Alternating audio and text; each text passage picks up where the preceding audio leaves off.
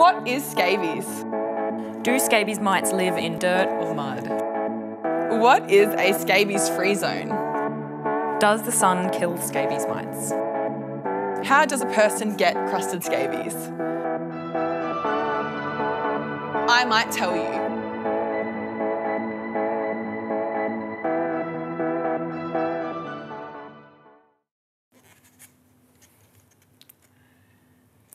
How is crusted scabies diagnosed? Great question, Han. Would you like to fill us in on that one? So diagnosing crusted scabies is a two-part process. So you need to get a skin scraping from the most crusted part of the skin. And if you want to know how to do a skin scraping, we have a video on our website. www.wonderdisease.org. Good, yes. So that skin scraping, you would say, query scabies, send that off to the laboratory. And if the laboratory finds a positive, if they detect Sarcoptes scabii in that skin scraping, they will then notify the Centre for Disease Control. This is in the Northern Territory. They will notify the Centre for Disease Control. The other part of the process needs to be that the referring doctor needs to have contacted an infectious disease specialist or a dermatologist, or both, to get a confirmation that it visually appears to be crusted scabies. The reason for that two-part diagnosis is to prevent misdiagnosis and to ensure that that cases are being managed properly as well, because then the infectious disease or dermatology team can advise the best course of action for treatment. Yeah. Who do I contact if I suspect a client has crusted scabies? So I suppose your first point of call would to be call up your hospital switchboard and get onto either an infectious diseases person or a dermatology person. Yeah. Have a bit of a chat about what you're seeing, you know, take some photos, you can send them through. With consent? With consent, obviously. Yep. But yeah, most hospital infectious disease teams would be willing to take a call so that they can direct you in what the best course of action is if you suspect crusted scabies. And that way you don't have to have that person actually come to you.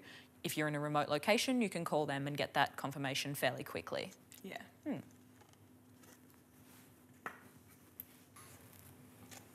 How can a health professional collect a skin scraping for crusted scabies?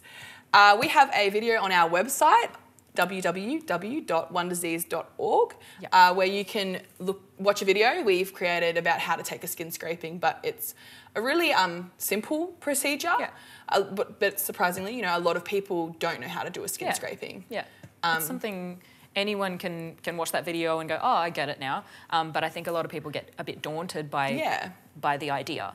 But all the process is a sterile scalpel at 90 degrees with the skin, a speci pot underneath, and you just scrape gently from the most crusted part of the body. Yes, yeah. And that might sound really silly that I'm saying that, but you know, we have had in the past not taking skin scrapings from the most crusted part. Yeah, so yeah, just trying to scrape that loose skin that is already flaking away from the body into a speci pot and sending that off to the lab.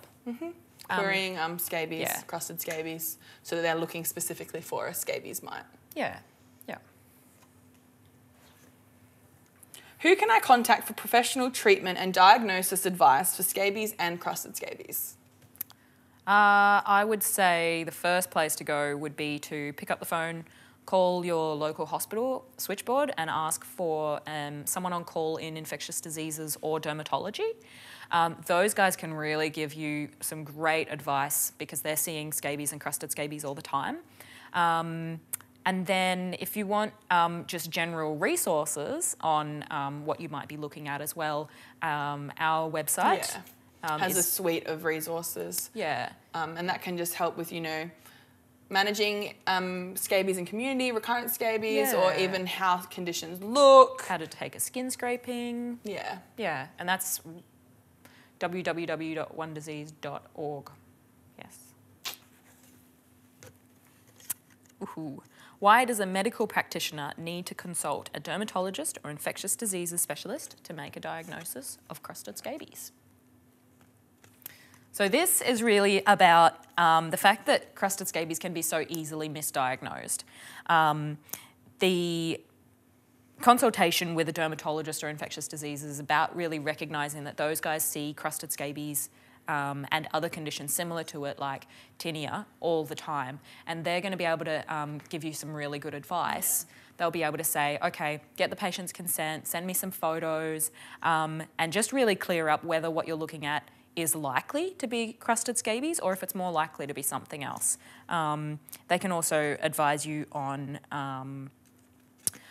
treatment regimes and things like that, but it's also one half of the requirement in order to make crusted scabies notified.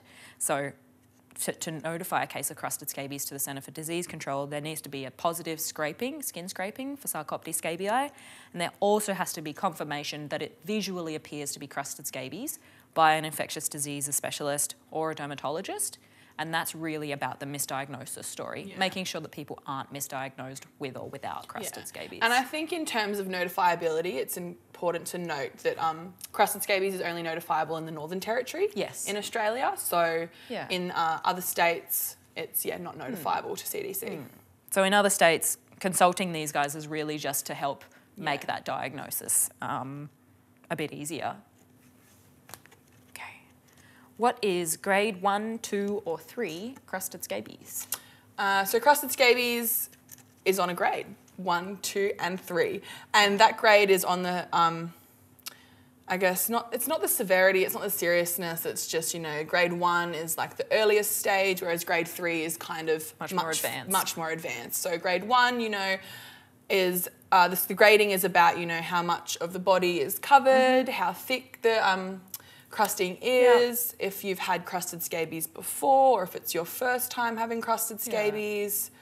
It was, and the grading has been determined by infectious disease specialists, people who really know their way around scabies and crusted scabies. They put it together to inform people about how that crusted scabies needs to be treated. So the grading will depend on how long they need to be in hospital and how much medication is needed to get it back to nice, clear, shiny skin again.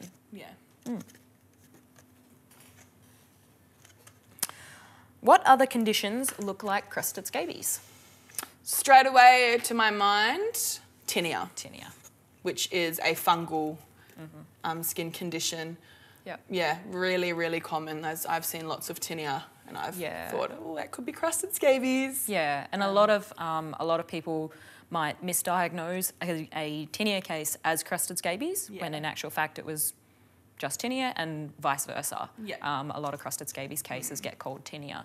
I guess it can also look a little bit like psoriasis. Just dry skin. And just dry skin, generally, like just some dry skin. Especially in grade 1, it can definitely look just like a bit of dry skin. The key message there, I guess, is it can look like a lot of different things, and getting a second opinion from a infectious diseases specialist or a dermatology will really help you sort of narrow down what you're looking at. And if you are looking at something and not knowing whether it's tinea or crusted scabies, you can take a skin scraping and, look for both. Differentiate between the two. So take a specimen for dermatophytes and take a specimen for looking at scabies, for scabies mites. That way, the lab can just let you know what you're looking at as well.